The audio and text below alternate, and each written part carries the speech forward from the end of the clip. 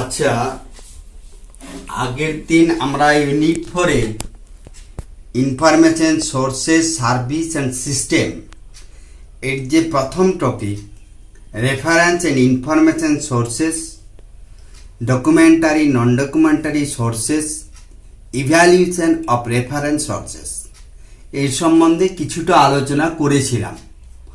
আজকে বাকি যা পোর্শন সেটা আলোচনা করছি।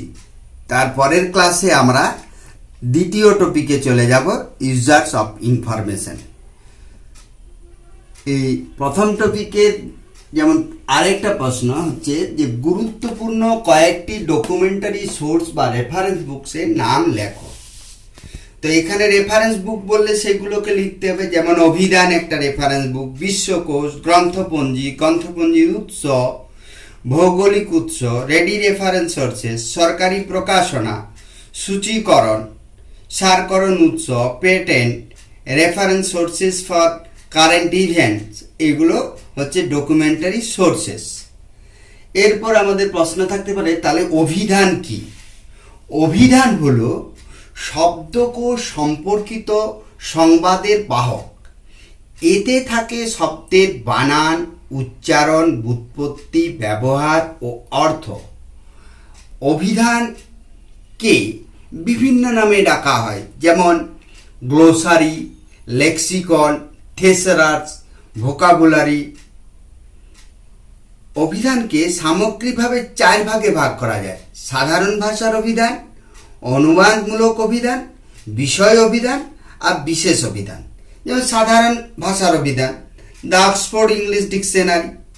অনুবাদমূলক অভিধান, a dictionary of English and Sanskrit. বিষয় অভিধান, dictionary of library and information science. বিশেষ অভিধান, western new dictionary of synonymous. এর পরের প্রশ্ন হচ্ছে, থেসোরাস কি? থেসোরাস হলো গ্রিক শব্দ। এর ব্যুৎপত্তিগত অর্থ হলো স্টোর হাউস বা আধার। এর থেকে থেসোরাস শব্দটি উদ্ভূত হয়েছে। এটি হলো শব্দ প্রতিশব্দ সেই শব্দের আনুষঙ্গিক, সমশ্রেণী এবং সমবর্গীয় শব্দের অভিধান। এখানে কেবল শব্দের বিটি অর্থাৎ বর্ডার টার্ম, ব্র্যাকেটে আমরা বলতে পারি ব্যাপকতর পদ, এনটি ন্যারোয়ার টার্ম সংকীর্ণতর পদ, আর আরটি রিলেটেড সম্পর্কিত পদ থাকে। অর্থাৎ এক কথায় থেসোরাস হলো নিয়ন্ত্রিত শব্দ ভাণ্ডার। এরপর যেমন বলা আছে যে 4টি বিখ্যাত বিশ্বকোষের নাম লেখো। যেমন the encyclopedia Americana, the new encyclopedia Britannica, McGraw Hill encyclopedia of science and technology, encyclopedia library and information science and technology. তারপরের প্রশ্ন যে কনকার্ডেন্স কি? কনকার্ডেন্স হলো কোনো একটি বিশেষ পুস্তকে ব্যবহৃত গুরুত্বপূর্ণ শব্দাবলীর বর্ণানুক্রমিক তালিকা। যেমন শেক্সপিয়ার সম্বন্ধে গভীর জানতে হলে জন ব্যালটের সংকলন শেক্সপিয়ার সংক্রান্ত কনকার্ডেন্স থাকা একান্তই প্রয়োজন। আবার যেমন কনকার্ডেন্সের ক্ষেত্রে যে রবীন্দ্র বিশ্বকোষ, বিশ্বাস বীরেন্দ্রনাথ, কলিকাতার দ্য ওয়ার্ল্ড প্রেস, এই বই একটা রবীন্দ্র বিশ্বকোষ। এখানে কি করা আছে? রবীন্দ্রে ব্যবহৃত বিশিষ্ট শব্দের অভিধান। রবীন্দ্রনাথ ঠাকুর যিনি শব্দগুলো ব্যবহার করেছেন সেইরকম বিশেষ শব্দের একটা অভিধান এই রবীন্দ্র বিশ্বকোষ। এই ধরনের বইগুলোকে বলা হয় কনকার্ডেন্স। মানে কোনো বিশেষ গ্রন্থে ব্যবহৃত যে সমস্ত শব্দাবলী আছে সেই শব্দাবলীগুলোর বর্ণানুক্রমিক তালিকা এবং তার সম্বন্ধে একটা অভিজ্ঞতা, সেটাই হচ্ছে কনকার্ডেন্স। এরপর হচ্ছে ভারতকোষ কি? ভারতকোষ 5টি খণ্ডে প্রকাশিত হয়। সম্পাদক সুশীল কুমার দে, কলকাতা বঙ্গীয় সাহিত্য পরিষদ থেকে প্রকাশিত হয়। ইতিহাস, ভূগোল, সমাজবিজ্ঞান, ভাষা, সাহিত্য, শিল্প, বাণিজ্য, পূজা পার্বণ, আচার ব্যবহার, মনীষীদের জীবন বৃত্তান্ত ইত্যাদি বিষয় নিয়ে বর্ণানুক্রমিক ব্যাখ্যা রয়েছে। এর পরের প্রশ্ন যে এনসাইক্লোপিডিয়া এবং ডিকশনারির মধ্যে পার্থক্য কী? এনসাইক্লোপিডিয়াতে পৃথিবীর সমস্ত জ্ঞানকে প্রবন্ধ আকারে বর্ণানুক্রমে সাজিয়ে রাখা হয়, যেখান থেকে আমরা কোনো বিষয়ের ভৌগোলিক অবস্থান, ধারণা ইত্যাদি পেয়ে থাকি। অপরদিকে ডিকশনারি শুধুমাত্র শব্দ নিয়ে আলোচনা করে, যেখান থেকে আমরা শব্দের বানান, উচ্চারণ, পদ পরিচয়, ক্রিয়ার রূপ ও কার্য, সমার্থক শব্দ, বিপরীতার্থক শব্দ ইত্যাদি জানতে পারি। এর পরের প্রশ্ন, বিএনবি কি? BNB British national bibliography. Copyright আইন অনুযায়ী ব্রিটিশ মিউজিয়ামে যে সমস্ত গ্রন্থ জমা পড়ে তাকে অবলম্বন করে বিএনবি তৈরি করা হয়। এটি 1950 সাল থেকে the council of British national বিবলিওগ্রাফির পক্ষ থেকে প্রকাশিত হয়ে আসছে। বিএনবি সপ্তাহে, তারপরে মাসিক, ত্রৈমাসিক ও বাৎসরিক খণ্ডে প্রকাশিত হয়। তার মানে কপিরাইট অনুযায়ী ব্রিটিশ মিউজিয়ামে কি করে কিছু বই প্রকাশককে বই জমা দিতে হয়, আর সেই বই জমা দেওয়ার পর তাদের যে একটা গ্রন্থপঞ্জি প্রকাশ করা হয় সেটাই হচ্ছে বিএনবি। তেমনি আইএনবি, ইন্ডিয়ান ন্যাশনাল বিবলিওগ্রাফি। এখানে কি বলে, delivery of books and news paper act অনুযায়ী ভারতের জাতীয় গ্রন্থাগারে যে সমস্ত গ্রন্থ জমা পড়ে, অর্থাৎ প্রকাশকরা যে বই প্রকাশ করে সেই বই প্রকাশ করার আগে delivery of books and news paper act wise গ্রন্থাগারে, জাতীয় গ্রন্থাগারে একটা জমা দিতে হয়।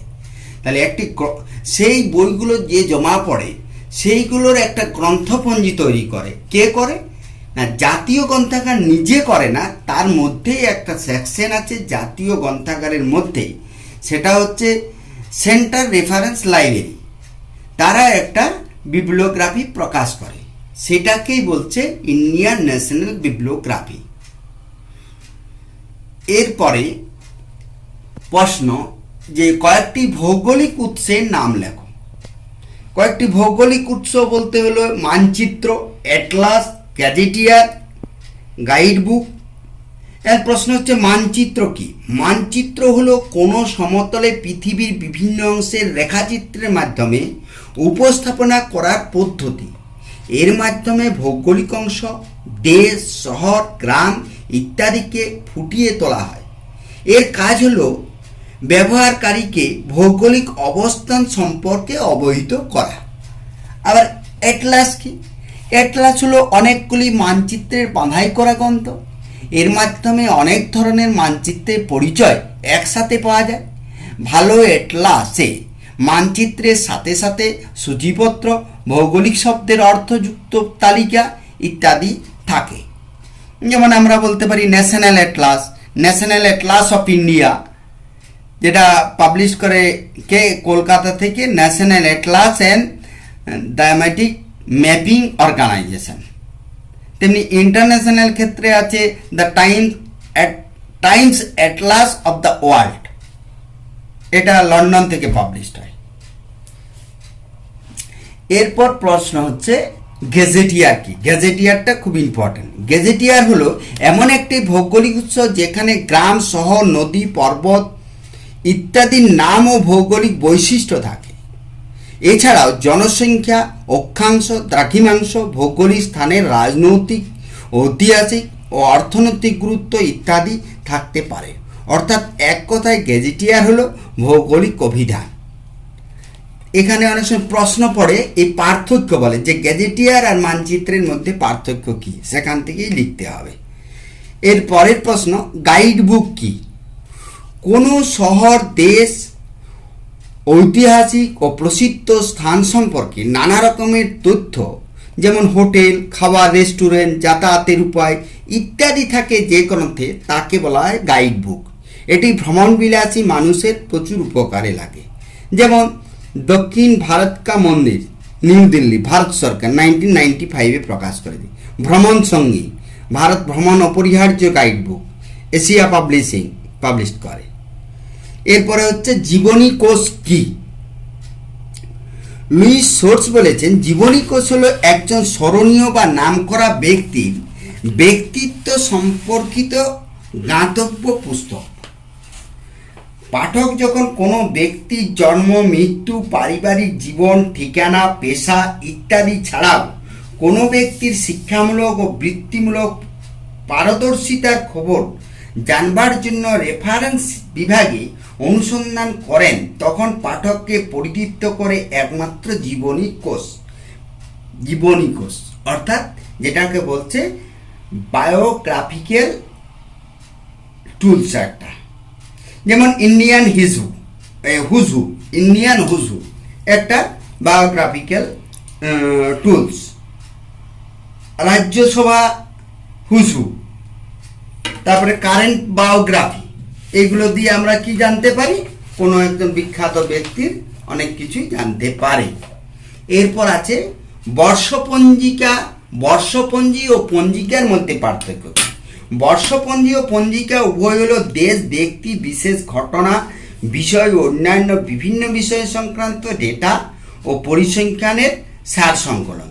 তবে এদের মধ্যে মূল পার্থক্য হলো বর্ষপঞ্জি কেবলমাত্র একটি নির্দিষ্ট বৎসরের যাবতীয় ডেটা বা পরিসংখ্যান থাকে, অপরদিকে পঞ্জিকাতে, যেটাকে অ্যালম্যানাস বলে, বিগত কয়েকটি বৎসরের ডেটা ও পরিসংখ্যান সহ সাম্প্রতিক ডাটা ও পরিসংখ্যান থাকে।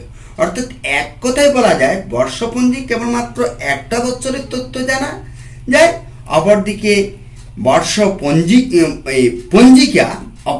পঞ্জিকা কয়েক বৎসরের তথ্য জানা যায়। তারপর বলছে সার গ্রন্থ, হ্যান্ডবুক যেটা, আর সহায়িকা হচ্ছে ম্যানুয়াল। সার গ্রন্থ হলো একই বিষয়কে কেন্দ্র করে রচিত বিভিন্ন তথ্যের সমাহার। এটিতে সাধারণ মানুষের চাহিদা মেটানোর জন্য কোনো একটি বিষয় সংক্ষিপ্ত সহজভাবে উপস্থাপনা করা হয়, যেমন গিনিস বুক অফ ওয়ার্ল্ড। আর সহায়িকা হলো এমন একটি পুস্তক যেখানে কোনো একটি কাজ কিভাবে করতে হবে তার তথ্য পরিবেশন করা হয়, যেমন আধুনিক রান্না সমগ্র বেলাদে, এটা হচ্ছে একটা সহায়িকা। এরপর কম্পেডিয়াম কি? কোনো বৃহৎ পুস্তককে যখন সংক্ষিপ্তকরণ করা হয় তখন তাকে কম্পেডিয়াম বা সার সংকলন বলে। পঞ্জিকা ও বর্ষপঞ্জির মধ্যে সাদৃশ্য এত বেশি যে মাঝে মাঝে ওই দুটিকে একই নামের ছত্রছায় এনে কম্পেডিয়াম বা সার সংকলন নামে অভিহিত করা হয়। এটা হচ্ছে প্রথম টপিক সম্বন্ধে বললাম। আরও অনেক প্রশ্ন আছে, সেগুলো আপনারা বই থেকে একটু পড়ে নেবেন। আমি ইম্পর্টেন্ট কতগুলো বিষয় সম্বন্ধে আলোচনা করেছি। পরের দিন আবার আমরা আলোচনা করব দ্বিতীয় টপিক নিয়ে। তাহলে আজকে থাক, এখানেই শেষ করলাম।